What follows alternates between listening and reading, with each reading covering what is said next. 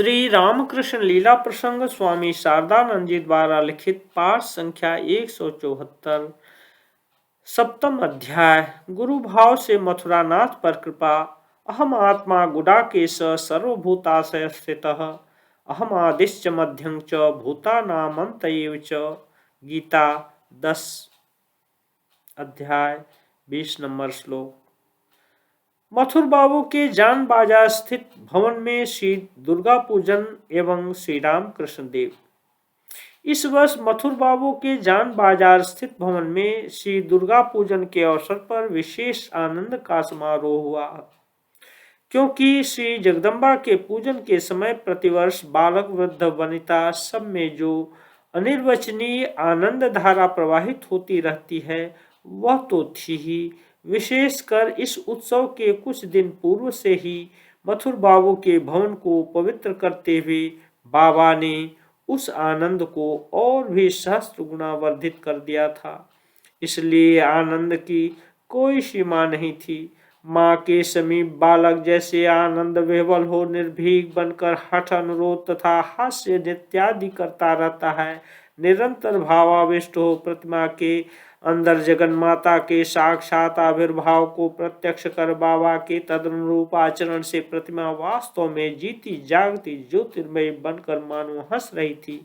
और उस प्रतिमा में माँ का जो आविर्भाव हुआ था उसके साथ श्री रामकृष्ण देव के देव दुर्लभ शरीर एवं मन में होने वाले माँ के आविर्भाव को एकत्र सम्मिलन से पूजन मंडप का वातावरण एक अनिर्वचनीय अनिर्देश्य सात्विक भाव से परिपूर्ण हो उठने के कारण अत्यंत जड़ हृदय में भी उसकी अनुभूति हो रही थी।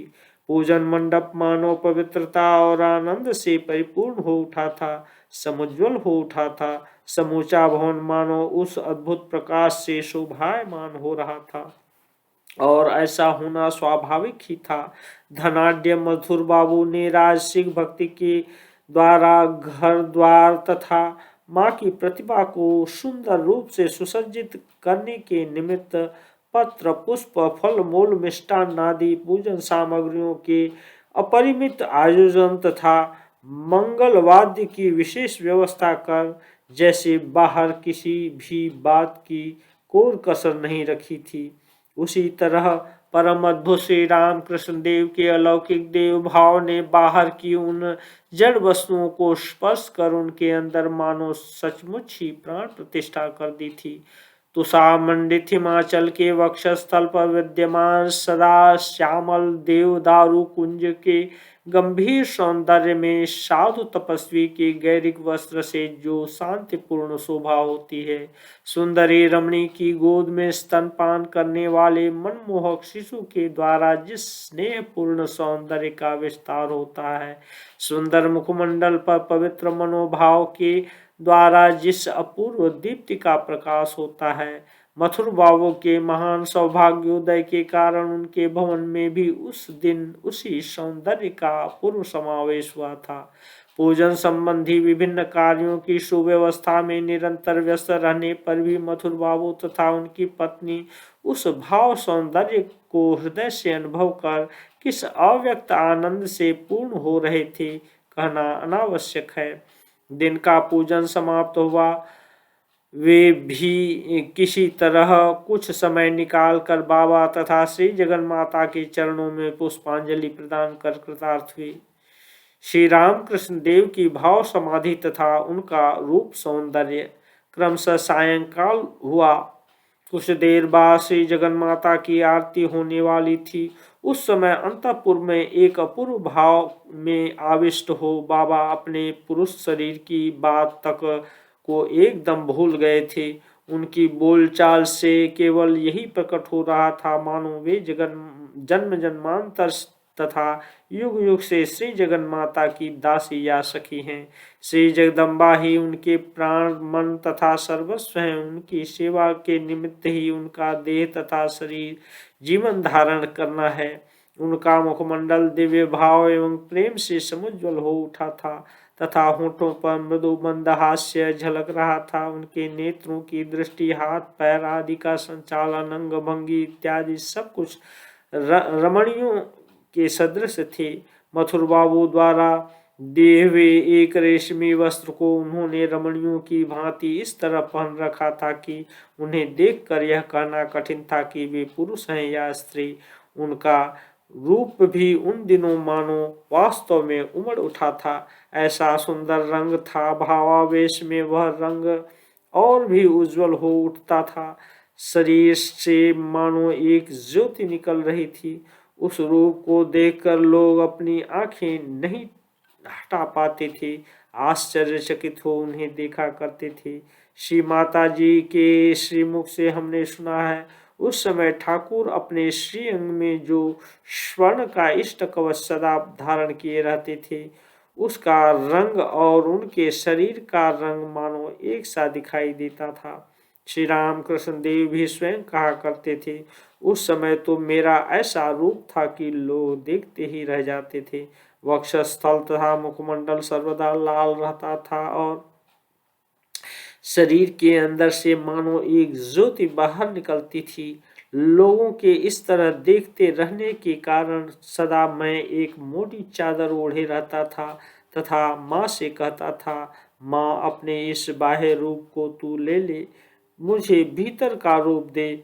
अपने शरीर पर हाथ फेर कर उसे थपथपाता हुआ मैं कहा करता था, अंदर प्रविष्ट हो जा, अंदर प्रविष्ट हो जा। तब कहीं कुछ दिन बाद यह बाह्य रूप मलिन हो गया।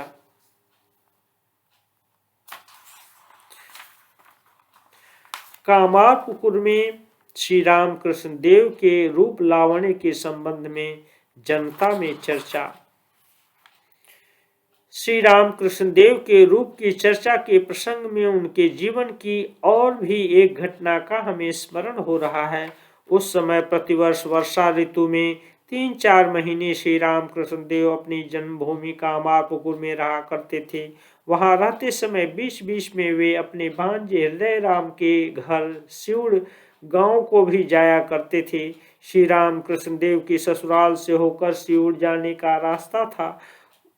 उस अवसर पर वहां के लोग भी शाम रोज प्रार्थना कर उन्हें 2-4 दिन के लिए वहां रोक लिया करते थे।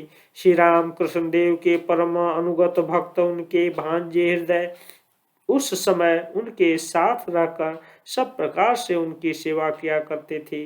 कामारपुकुर में रहते समय श्री राम कृष्ण देव को देखने तथा उनके मुख से 4 शब्द सुनने के लिए सुबह से शाम तक गांव के स्त्री पुरुषों की भीड़ लगी रहती थी।